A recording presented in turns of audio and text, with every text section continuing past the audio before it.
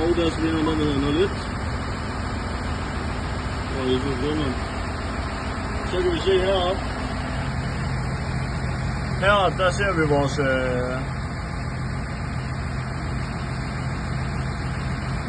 hvad vi skal ind under, lige præcis.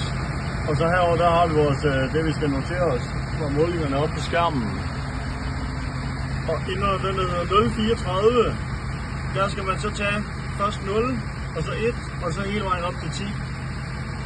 Og det skal man gøre ved 1000 rpm og 2100 rpm, som er max og minimum på den her traktor. Så går vi herover, så går vi ned og finder den, der hedder 34.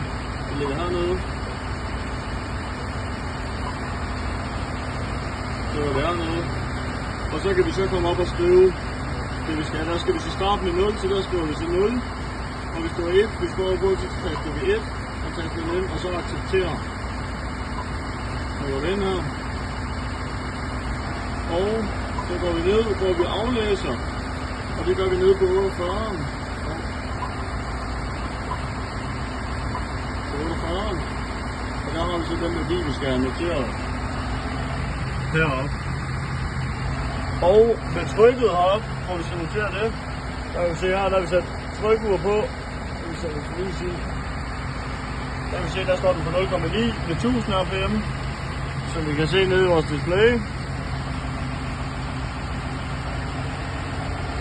Og så aflæser vi måleuret, skriver det ind med 1000, og så hæver vi den